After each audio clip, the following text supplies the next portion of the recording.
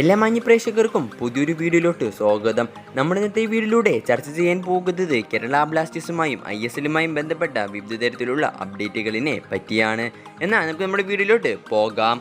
വീഡിയോയിലേക്ക് പോകുന്നതിന് മുമ്പ് ചെറിയൊരു കാര്യം പറയാനുണ്ട്. അതെ, നമ്മുടെ വീഡിയോ കാണുന്ന 90% ആൾക്കാരും ഈ ചാനൽ സബ്സ്ക്രൈബ് ചെയ്യാതെയാണ് വീഡിയോ കാണുന്നത്. സോ ദയവായി നിങ്ങൾ സബ്സ്ക്രൈബ് ചെയ്തുകൊണ്ട് ഈ ചാനലിലെ വീഡിയോകളെല്ലാം കാണാൻ ശ്രമിക്കുക. എന്നാൽ നമുക്ക് നമ്മുടെ വീഡിയോയിലോട്ട് കടക്കാം. ആദ്യത്തെ അപ്ഡേറ്റ് എന്ന് പറയാനുള്ളത് കേരള ബ്ലാസ്റ്റേഴ്സുമായും ബന്ധപ്പെട്ട ഒരു അപ്ഡേറ്റ് തന്നെയാണ്. ഇന്നലെ നടന്ന Kerala Blasters versus Mumbai city FC മത്സരത്തിൽ കേരള ബ്ലാസ്റ്റേഴ്സിന്റെ ഗാന സൂപ്പർ താരമായിട്ടുള്ള കെവിൻ പെപ്പറയുടെ ഹീറ്റ് മാപ്പാണ് നമുക്കിപ്പോൾ സ്ക്രീനിൽ കാണാൻ സാധിക്കുന്നത്.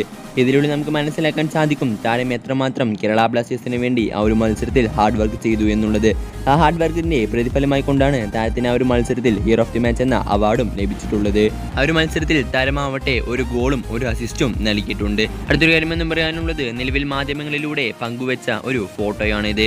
ഈ ഫോട്ടോയുടെ മേലെ ഇത് കേരള ബ്ലാസ്റ്റേഴ്സിന്റെ പുതിയ പ്ലെയർ ആണോ മറ്റുമൊക്കെ കമന്റ് ഉണ്ട്. എന്തായാലും എൻ്റെ ഒരു അഭിപ്രായത്തിൽ പറയുകയാണെങ്കിൽ ഒന്നില്ലെങ്കിൽ ഇത് കേരള ബ്ലാസ്റ്റേഴ്സിന്റെ കളി കാണാമെന്ന വിദേശി പ്ലെയർ ആയിരിക്കും, ഒന്നില്ലെങ്കിൽ കേരള ബ്ലാസ്റ്റേഴ്സിന്റെ ഏതെങ്കിലും താരത്തിന്റെ അനിയനോ ചേട്ടനോ അങ്ങനെ മറ്റുമായിരിക്കും. എന്തായാലും ഇതിന്റെ സത്യാവസ്ഥ നമുക്ക് ഉടനെ മനസ്സിലാക്കാൻ സാധിക്കുന്നതാണ്.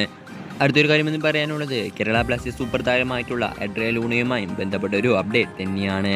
അതെ, ഏവരും അല്ലെങ്കിൽ ആരും അറിയാത്ത അല്ലെങ്കിൽ കുറച്ച് പേർ മാത്രം അറിഞ്ഞൊരു റിപ്പോർട്ടായിരിക്കും ഇത്. അതെ, കേരള ബ്ലാസ്റ്റേഴ്സ് എഡ്രിയ ലൂണയെ സ്വന്തമാക്കുന്ന ആ ഒരു സീസണിൽ കേരള ബ്ലാസ്റ്റേഴ്സ് അല്ലാതെ ISLിലെ മറ്റൊരു ക്ലബ്ബ് അദ്ദേഹത്തെ നോട്ടമിട്ടിട്ടുണ്ടായിരുന്നു. അത് ജംഷഡ്പൂർ FC ആയിരുന്നു.